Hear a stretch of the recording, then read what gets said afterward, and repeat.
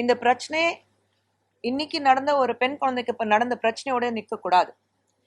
25 லட்ச ரூபாய் அவ கொடுத்தாச்சு அந்த குழந்தைக்கு. அவ வாழ்க்கையில் எந்த அளவுக்கு பாதிக்கப்பட்டிருக்கா அது யாராரையும் சாகிற வரைக்கும் அவளால மறக்க முடியுமா? அவ குடும்பத்துக்கு நடந்த பிரச்சனை அவங்களால மறக்க முடியுமா? பெற்றோர்களுடைய அந்த துன்பு இது வரைக்கும் அந்த குழந்தை இருக்கிற வரைக்கும், அவங்க உயிரோட இருக்கிற வரைக்கும் அந்த துன்பம் இருக்குதானே செய்யும்.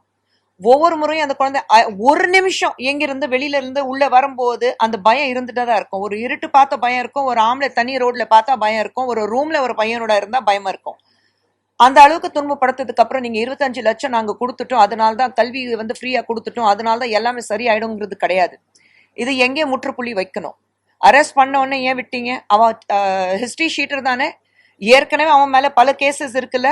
ஏற்கனவே ஒருத்தனை கிட்னாப் பண்ணிட்டு அங்கிருந்து 25 லட்சம் ரூபாய் கேட்டு அது 12 லட்சம் ரூபாய் கொடுத்ததுக்கு அப்புறம் மறுபடியும் விடாம போலீஸால 2018 ஏதோ ஒரு 30 வருஷத்துக்கு முன்னாடி நடந்த சம்பவம் கிடையாது. இப்பதான் ஒரு 6 வருஷம் கூட ஆகல, 6 வருஷத்துக்கு முன்னாடி நடந்த சம்பவம். ஸோ ஹிஸ்டரி ஷீட்டர் எந்த வகையில ஃப்ரீயா விட்டுருக்கீங்க? இது complete fall of law and order தான் நாங்க சொல்றோம்.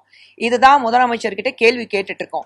இன்னைக்கு நடந்த பிரச்சனையில நேத்து இந்த பிரச்சனை நடக்கல, நாளைக்கு நடத்தாது அப்படிங்கிறது கிடையாது. ஒவ்வொரு முறையும் ஒரு பிரச்சனை தமிழகத்துல ஒரு பெண்களுக்கு இந்த மாதிரி பாலியல் தொல்லை நடக்கும் போது நீங்க பணம் கொடுத்துறீங்க. நீங்க ஓகே இது இந்த கட்சியில சார்ந்தவன் அந்த கட்சியில சார்ந்தவன் அதுதான் பெருசுப்படுத்திட்டு இருக்கீங்க.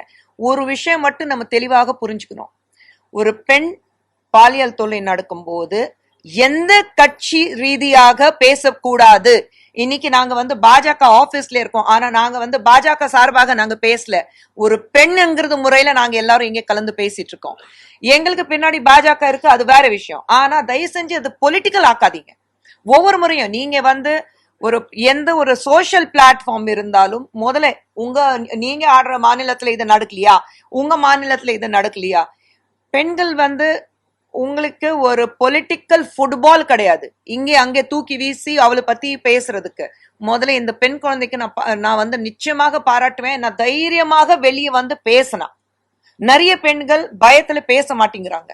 அவளை பலாத்காரம் செஞ்சதுக்கு அப்புறம் பாலியல் தொல்லை நடந்ததுக்கு அப்புறம் அவ போன் நம்பர் வாங்கிட்டு நான் எப்போ வர சொல்வேன், அப்போ நீ வரணும், அதெல்லாம் மிரட்டியும் அந்த பெண் குழந்தைக்கு ஒரு தைரியம் இருந்தது.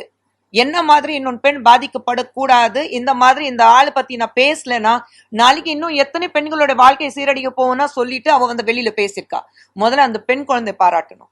அந்த குழந்தை பத்தி வெளியில அவளுடைய எல்லா தகவல்கள் வெளியில கொடுத்தாங்க பாருங்க, அவங்கள முதல்ல தண்டிக்கணும்.